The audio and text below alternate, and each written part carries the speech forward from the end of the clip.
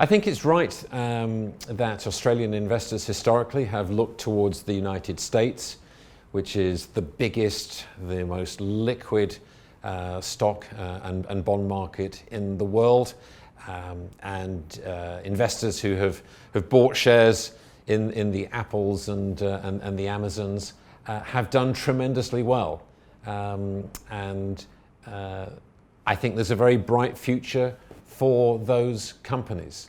So I think you should continue to have exposure to that, because of course America is home to some fantastic technologies. What I'm suggesting is that Australian investors take a balanced approach. I'm not suggesting that Australian investors should sell up everything in the United States and move everything into the emerging world. But I think it's important that they have a sense of balance. And the big opportunity today is the opening up of China's domestic bond and stock markets to foreigners. The Chinese stock market is the second or third biggest in the world.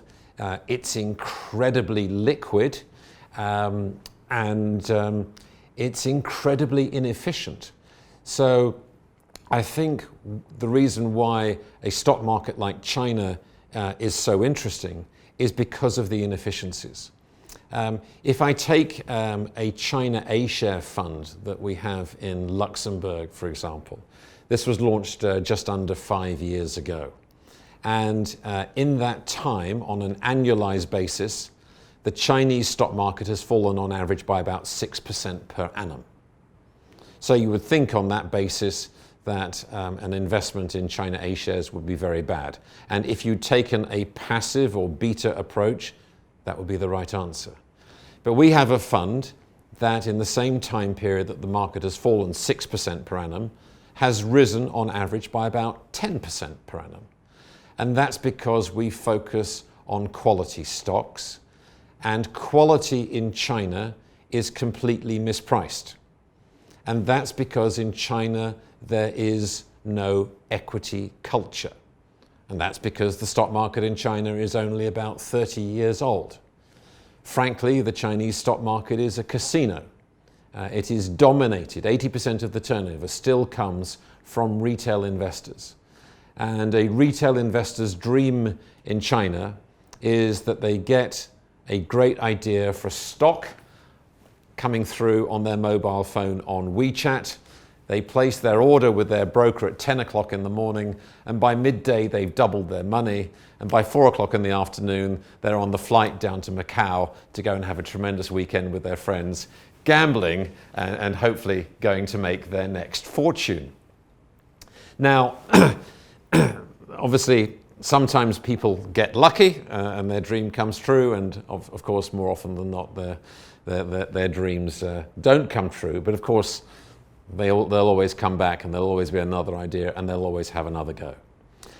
The serious point about the market, though, is that it is very big, very liquid, but incredibly inefficient. And I would compare the sort of casino-like mentality in the stock market with Chinese shoppers that you see on the shopping streets of the big cities in Australia, like Sydney or Melbourne or Brisbane or Adelaide or Perth.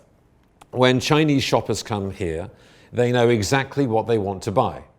They know exactly which pair of shoes, which handbag, which watch, and of course, a nice piece of luggage to put all their goodies in for when they go back to China. They're very discerning buyers.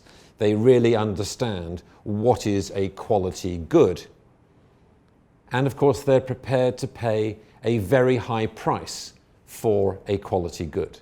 There's almost a cachet in saying, well, how expensive is your watch? Huh, only $2,000, mine cost $4,000.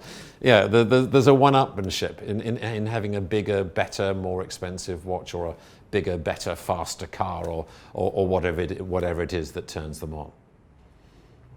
The point about the Chinese stock market is that when these same sophisticated people go shopping for stocks, they have no idea what to buy. They have no idea what is financial quality in China. And this opening up of the Chinese stock market to foreigners through a system like Hong Kong Stock Connect, which means that we can now take almost without limit as much money as we want to into China. And your clients can give us as much of their money as they want to, and we can take it into China now. Is that we can go into China, we understand what is quality, we understand what is value. And frankly, we can go into China today and we can buy the crown jewels of the Chinese financial system at bargain basement prices. And that is the opportunity in China today. So I would urge all the watchers of this video not to abandon the United States. Of course, that's not a sensible option. There are tremendous companies there and tremendous opportunities. But I think to take a balanced approach to investments outside of Australia, and probably to have as many eggs in the China basket as they have in the US basket.